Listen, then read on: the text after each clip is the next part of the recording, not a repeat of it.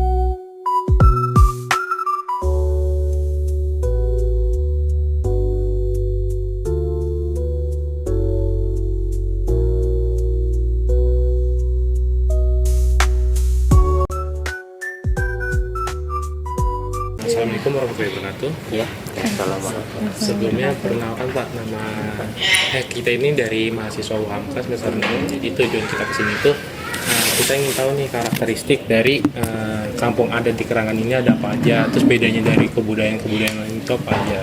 Jadi tugas ini tuh untuk ini sih Pak, untuk gambaran kita itu tahu perbedaan antara budaya-budaya yang memang benar-benar kita juga baru tahu nih ada kampung Keranggan di sini. Jadi kayak wah unik juga nih, kayak jarang orang yang tahu juga kan. Jadi gimana kalau kita itu cari pemahaman dari sini gitu. Jadi sebelumnya perkenalkan, nama saya Dimas. Ini ada teman saya. Saya Arianda Karenina. Saya Hafni. Saya Anissa. Saya Fauzia. Saya Ajeng. Nah mungkin nanti kita bakal lakukan sesi tanya jawab gitu, tapi ya nggak usah formal banget, Ya, santai aja. ngobrol Iya. santai aja ya. Pertanyaan coba. Oke. Mungkin dari pertanyaan pertama ya Pak. Ini terkait kampung adat Keranggan ini, boleh Bapak ceritain Pak gimana awal mula atau asal usul kampung adat Keranggan ini? Sebelumnya perkenalkan, saya baru anaknya Abah Olok, kebetulan pengurus dari Yayasan Kaspuan Adat Keranggan juga. Sebenarnya gini, Kampung Keranggan itu sebuah kampung yang berdiri sejak abad ke-15. Jadi sejak abad ke-15, 500 tahun yang lalu itu didirikan sama nenek moyang kita. Sampai temurun sampai sekarang, sampai keturunan ke-9. Kampung Keranggan ini adalah sebuah kampung. Kampung Keranggan ini terdiri dari 5 kelurahan. Ada Kelurahan Jatirangga, ada Kelurahan Jatikarya, ada Kelurahan Jatiraden, ada Kelurahan Jatisampurna, dan Jatiranggon. Kita terletak di Jatirangga. Kebetulan itu satu kecamatan ya. Iya, ya letak strategis. Sebenarnya kita sudah ada di perbatasan Jakarta Timur. Sebenarnya kita udah masuk kota sebenarnya. Lebih dekat ke kota Jakarta dibandingkan sama kota Bekasi. Jadi Keranggan itu didirikan pada abad ke-15. Pada abad ke-15 berarti sekitar 500 tahun yang lalu. Itu didirikan oleh leluhur kita, leluhur orang Keranggan, Abah Olot Ipin. Abah Olot Ipin ini adalah keturunan dari Keranggan Gunung Putri. Jadi Keranggan itu ada dua sebenarnya.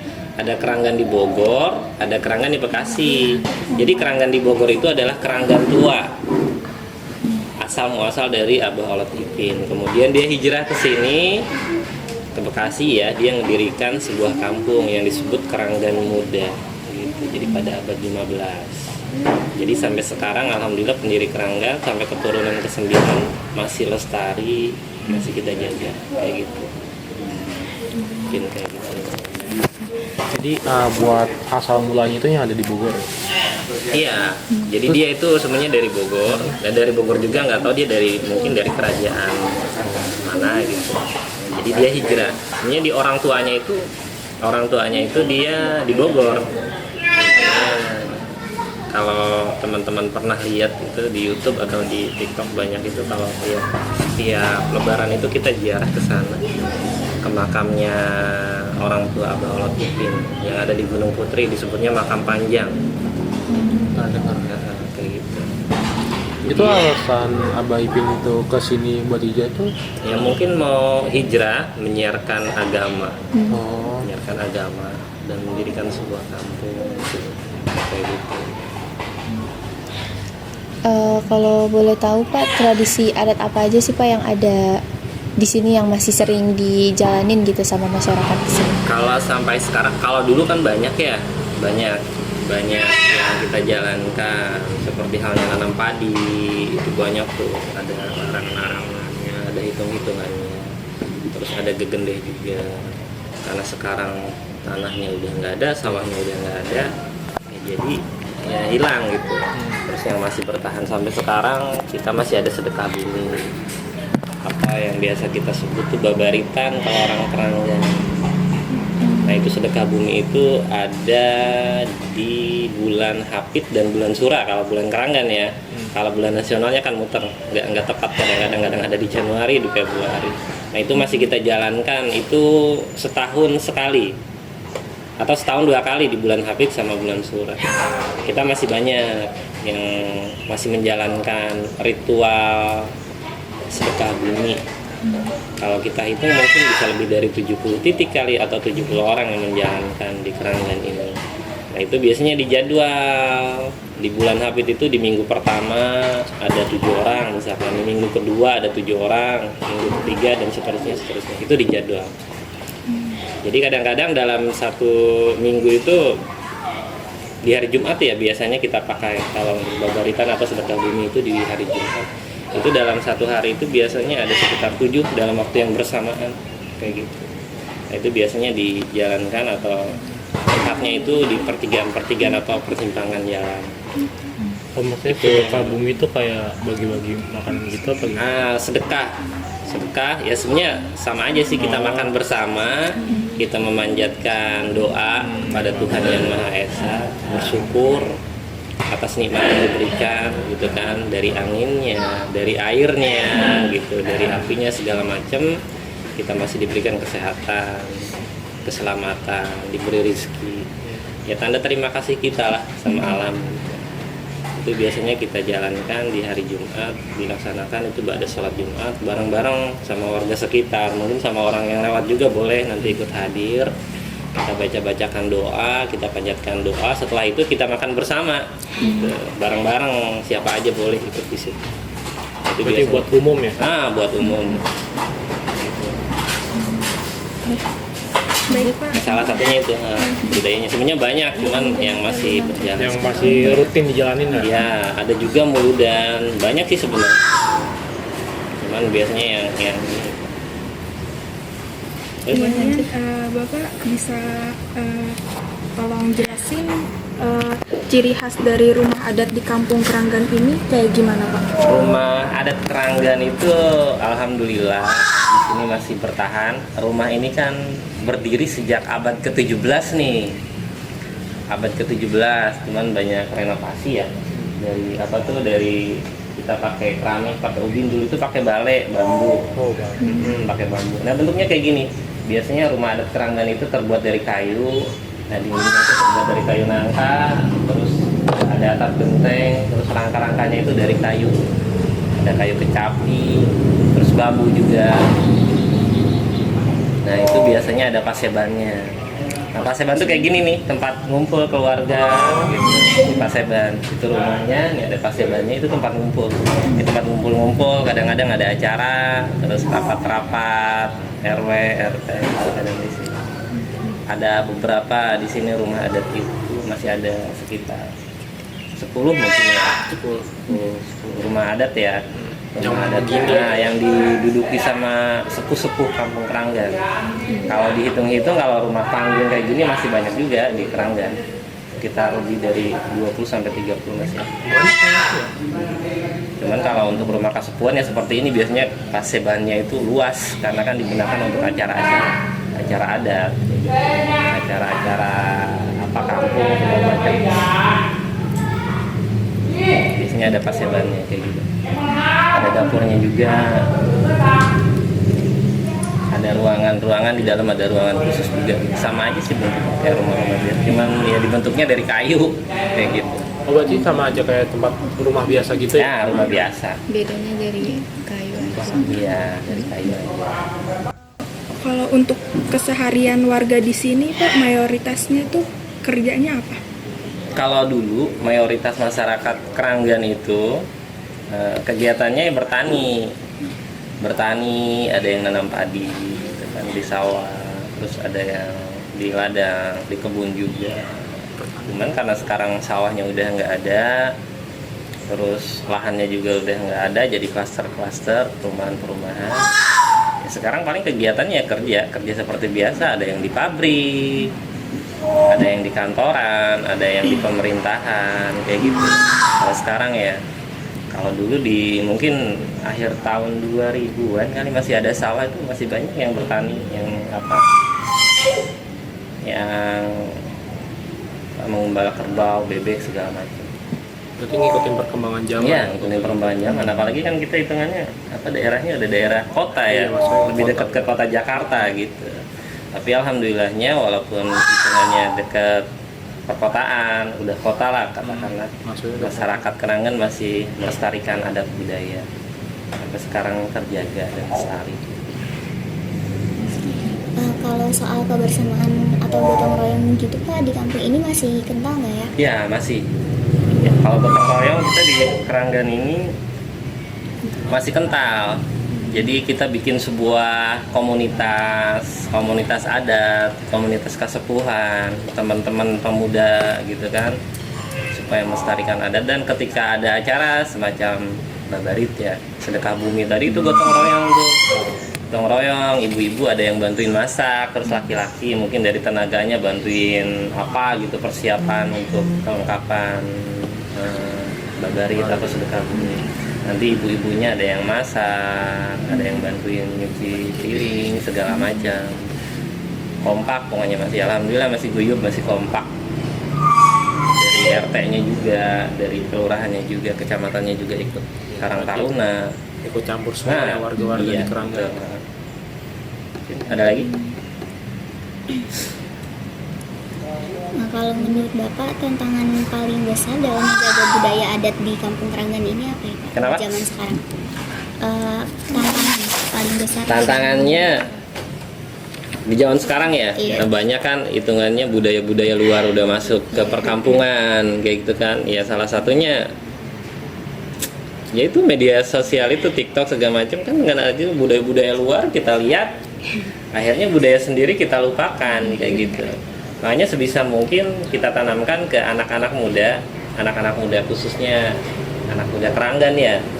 Kita bikin komunitas, namanya komunitas Kopak. Kopak itu adalah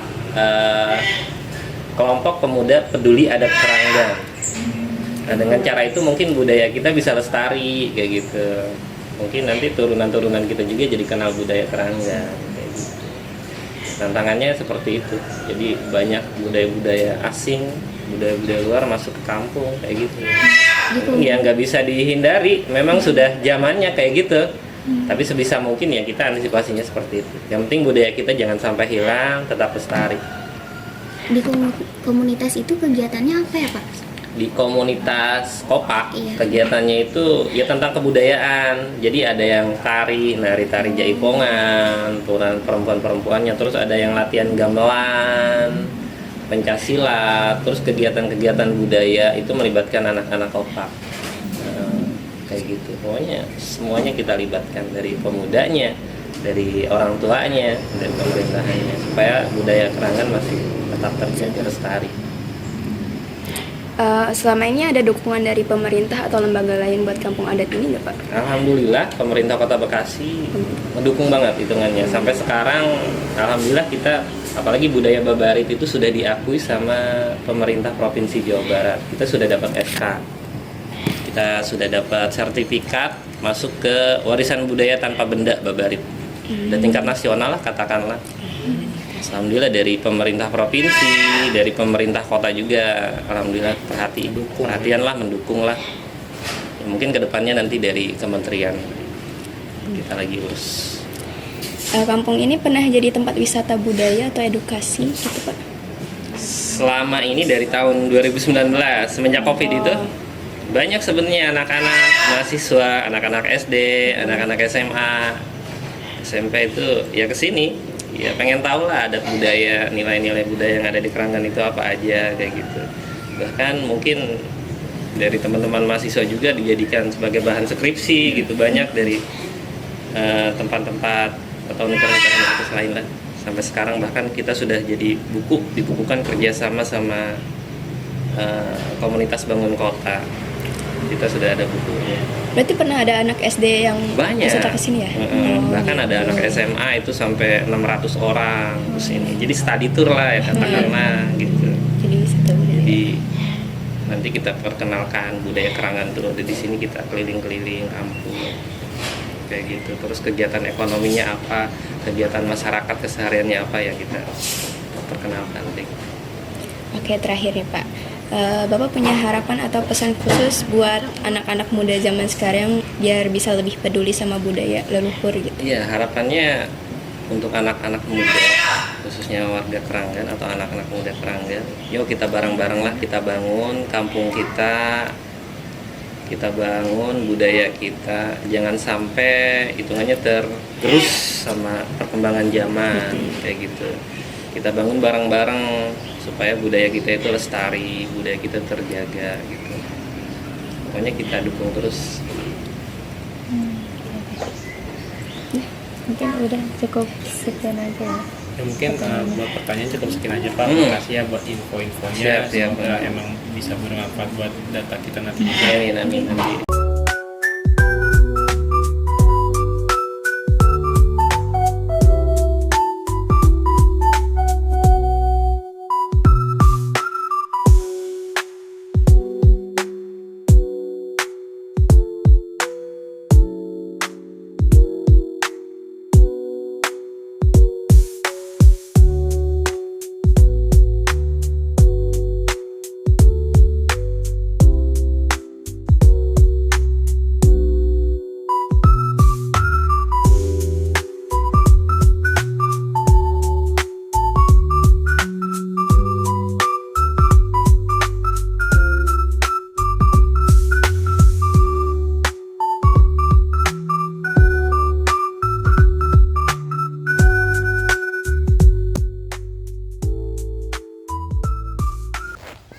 Oke, cukup sekian video singkat dari kami. Jangan lupa like, komen, Dan subscribe. Dadah.